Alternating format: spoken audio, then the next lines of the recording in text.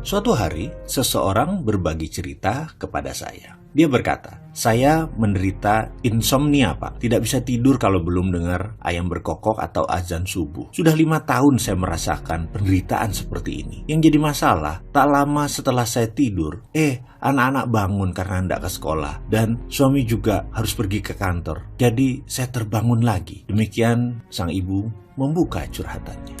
Sejujurnya, saya termasuk orang yang sangat sensitif dan agak jengah ketika mendengar cerita-cerita yang dirasakan orang lain. Tapi, dalam hal assessment untuk terapi, mau tidak mau hal ini ya saya harus dengarkan. Begini, pada dasarnya, passion saya 100% adalah bisnis. Namun, keilmuan saya bisa menangani masalah kejiwaan. Jadi pastinya, dalam diri saya bukan terapis, karena saya tidak terlalu suka dan tidak terlalu menjiwai. Beberapa sobat menganggap hal membantu orang lain itu statusnya wajib. Tapi, kalau bukan passion ya bagaimana? Karena itu, jika ada teman meminta sesi terapi, oke lah, saya bantu berdasarkan rasa kemanusiaan saja. Sekarang kita kembali ke cerita si ibu yang insomnia tadi. Saya pun bertanya kepada sang ibu, kira-kira bagaimana asal-muasalnya, di mana dia menceritakan versi dia. Bahwa menurutnya 6 tahun yang lalu, suaminya itu dapat shift malam dalam kerja di pabrik. Setiap malam pulang pukul 12, kira-kira sampai rumah pukul 1-an. Tiap malam dia pun harus menunggu sang suami. Karena kebiasaan tersebut,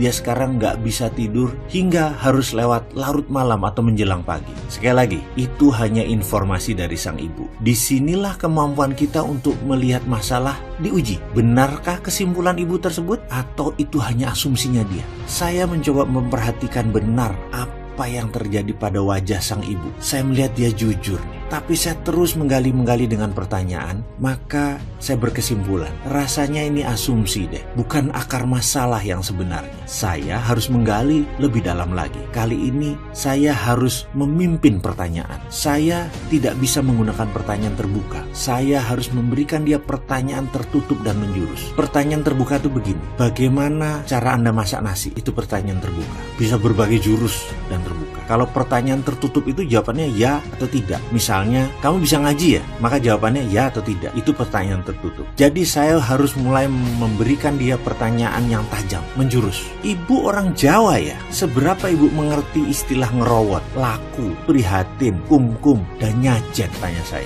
Dia terdiam sebentar lalu menjawab, saya dan keluarga masih kejawen, Pak. Kami paham sekali maksud Bapak itu. Lalu saya bertanya lagi, menurut Pini sepuh ibu, benarkah kalau tidur di atas jam 12 malam, ibu tidak kena santet? Oh iya banget. Jadi dulu sembari menunggu suami, saya ngaji-ngaji, zikir-zikir buat melewati waktu tersebut. Jadi memang keluarga kami sering tidur di atas jam 12 sebagai laku dalam tanda petik keluarga kami, Pak, jawabnya. Di sini terjawab sudah bahwa yang membuat insomnianya bukan karena menunggu suami, tapi dalam database pikiran bawah sadarnya ada belief system yang mengatakan tidur di atas jam 12 lebih aman dan lebih baik. Ini adalah belief system. Jadi hati-hati dengan belief system Anda. Kalau tidak dibetulkan, maka bisa-bisa software kemakmuran tidak bisa masuk karena OS-nya tidak compatible. Sahabat sudah melihat sambungannya bahwa saya tadi hanya mengandaikan bahwa dia tidak bisa tidur insomnia bukan karena suaminya sering pulang telat atau dia harus menunggu, tapi memang ada belief system di bawah sadarnya. Jadi, belief system sukses inilah yang penting. Adakah belief system sukses tadi? Atau adakah belief system Anda yang merusak sistem kemakmuran? Ini harus dirubuhkan di video berikutnya.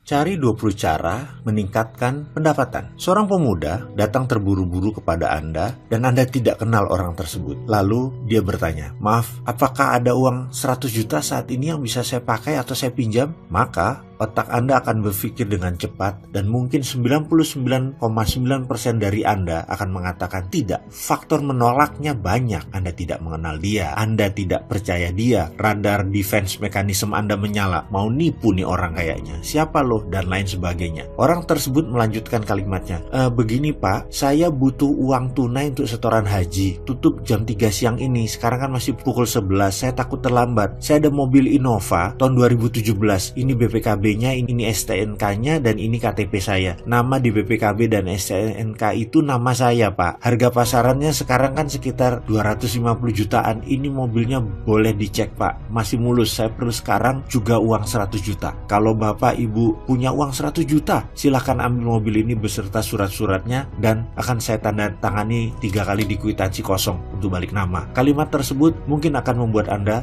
berpikir sekali lagi. Kata-kata tidak kenal, tidak percaya, mendadak ada lawannya. Ada BPKB, ada STNK, ada KTP, mendukung Anda bahwa dia bisa dipercaya. Pertahanan Anda mulai terbuka dan mulai melihat cahaya di ujung terowongan. Bahkan Anda melihat peluang selisih 100 juta di mata Anda saat ini juga. Dari tidak percaya bahkan melompat menjadi harapan. Dalam teknik komunikasi ini termasuk teknik yang pertama, yaitu fascinate atau terpesona. Kalau Anda oportunis, maka otak kriminal strik mulai jalan liar di kepala Anda. Ada peluang dapat 100 jutaan lebih nih. Percayakah Anda? Dalam studi yang dilakukan dalam jurusan psikologi NYU, New York University, 90% orang akan mengambil peluang itu. Dan 60% orang yang dihadapkan dalam posisi ini, walaupun dia tidak memegang atau memiliki uang 100 juta di tangan, mereka bisa mendapatkan uang tersebut dari manapun sumbernya tepat sebelum waktunya habis. Mereka bisa mendapatkan modal atau uang 100 juta yang akan dibelikan kendaraan setengah harga tersebut, atau mungkin hanya 40% dari nilai sebenarnya. Ada sebuah cerita lain. Seorang penjahat terkenal yang hampir selalu membunuh korbannya melarikan diri dari penjara. Lalu dia masuk ke rumah seseorang. Kalau boleh ambil contoh ekstrim, amit-amit ya, ternyata orang tersebut masuk ke rumah Anda. Dia menodong orang yang Anda cintai, misalnya ibu Anda. Kemudian dia mengancam, kalau Anda tidak menyerahkan uang 1 miliar dalam 24 jam, orang yang Anda cintai ini akan dibunuhnya. Studi ini dilakukan oleh sahabat saya, Profesor John dari NYU. Tapi dalam studinya, dia menggunakan angka 1 juta dolar. Ternyata 100% responden yang berada dalam posisi ini akan bergerak dan 90%-nya menyatakan bisa mencari uang 1 juta dolar tersebut dalam waktu 24 jam. Atau dalam kasus Indonesia, dapat mencari uang 1 miliar tersebut dalam waktu 24 jam. Dari kepala mereka saja, mereka tahu kemana mencarinya. John menggunakan beberapa relawan ibu-ibu yang sebelumnya diminta menunjukkan foto anak kesayangan mereka. Ini untuk kasus yang lain. Lalu mereka dimasukkan dalam ruang simulasi, diberi kacamata Google 3D.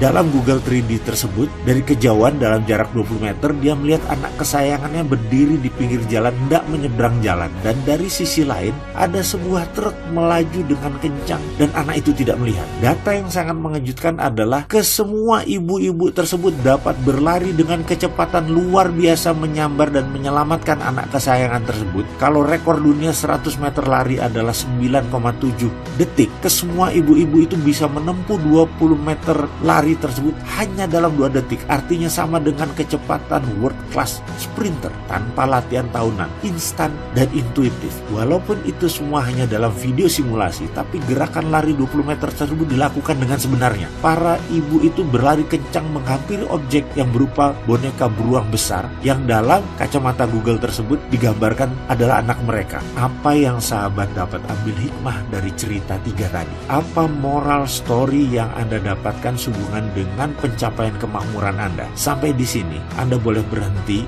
menonton video ini, mulai menulis dan merenung. Baik, saya tidak akan membahasnya lebih dulu, tapi saya ingin Anda melakukan hal ini sekarang. Ambil kertas, tulislah kalimat ini di awalnya. Bagaimana cara agar saya dalam 1 tahun ke depan memiliki pendapatan 4 kali dari tahun lalu? Misalnya, gaji Anda 10 juta sebulan, Anda kalikan 13. Anda tambah lain-lain, misalnya memperoleh bonus-bonus yang lain. Katakanlah Anda dapat 200 juta atau bahkan Anda mendapatkan komisi dari berjualan properti apapun. Katakanlah angkanya 400 juta Anda dapat tahun lalu. Sekarang saya ulangi pertanyaannya. Ditambah dengan kata-kata. Tuliskan 10 cara agar saya mendapatkan 4 kali lipat dari tahun lalu, atau 400 juta rupiah yang tahun lalu didapat, saya bisa mendapatkan 1,6 miliar dalam tahun depan. Mulailah Anda menulis 10 cara tersebut dalam selembar kertas dan lakukan sekarang. Baik, kalau 10 hal tersebut sudah selesai, tambahkan 10 cara lain lagi. Jadi 20 cara agar Anda memiliki pendapatan 4 kali dari tahun lalu. Selamat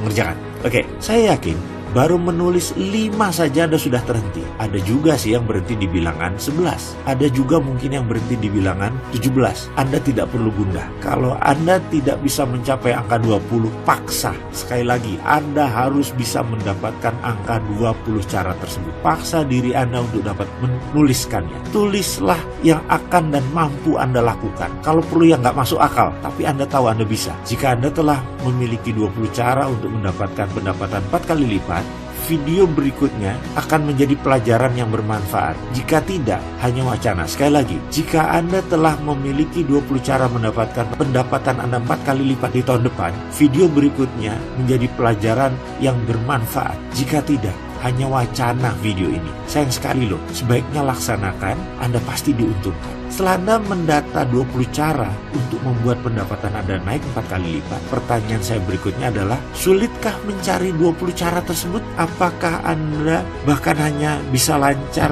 menulis hingga langkah-langkah awal atau 10 pertama, tapi setelah itu menjadi lambat dan sangat lambat, bahkan tidak keluar sama sekali, tidak bisa selesai yang 20 itu? Tidak apa-apa, karena itulah sebenarnya dan seharusnya terjadi. Logikanya begini, dalam teknik interogasi ada sebuah pertanyaan pengulangan yang terpola. Misalnya, kemana Anda Minggu malam pukul 10? Kemana Anda malam Senin?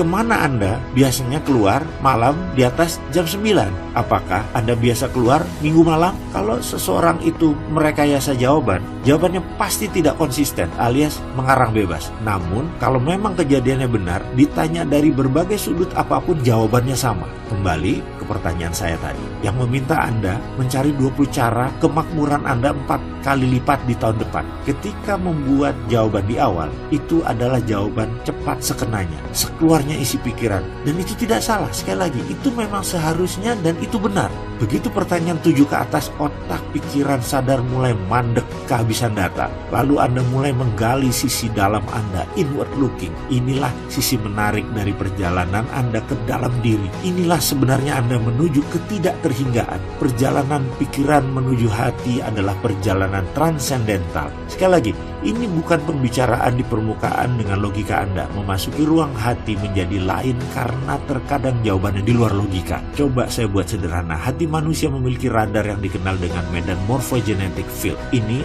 adalah dawai hati, senar hati. Dawai ini akan berdenting jika hati manusia di titik gelombang yang sama. Dawai ini menyambung dengan kitab kehidupan yang maha pintar sebagai inti semesta. Dengan inward looking, Anda mencari dan berdialog ke dalam, berulang-ulang, dijamin Anda akan menemukan keajaiban. Jawaban di luar logika dan super kreatif keluar dari kepala Anda. Ada yang menyebutnya ilham, ada yang menyebutnya ide, ada yang menyebutnya wahyu, ada yang menyebutnya masterpiece. Monggo, itu hanya terminologi. Namun, yang ingin saya angkat saat ini adalah Anda melakukan inward looking terhadap 20 cara mencari kemakmuran 4 kali lipat di tahun depan. Jika Anda dengan berat belum menemukan 20 cara, sekarang lakukan. Pikiran atas sadar Anda adalah interrogator. Pikiran bawah sadar Anda yang nanti akan keluar jawabannya. Ada cara lain lagi. Selagi pikiran sadar melakukan inward looking, terus tekan dia dengan pertanyaan dan berulang-ulang. Cara menekan ini membantu pikiran sadar Anda untuk marah, tertekan, memaksa data keluar dari kotak, sehingga pikiran bawah sadar tersebut mulai lapar dan mengamuk. Bagi sahabat yang sudah mengerjakan 20 cara sebelum menonton video ini, mohon melihat kembali pertanyaan dan baca jawaban Anda. Apakah sudah melakukan perenungan inward looking atau hanya sekedar spontanitas? Kalau ternyata database Anda luas, 20 cara tersebut keluar alami dan cepat, itu bagus dan sangat bagus. Artinya database pikiran Anda sangat luas. Namun izinkan saya mengajukan satu pertanyaan lagi. Bisakah Anda menulis 10 cara tambahan agar menjadi 30 cara mencapai kemakmuran 4 kali lipat tahun depan?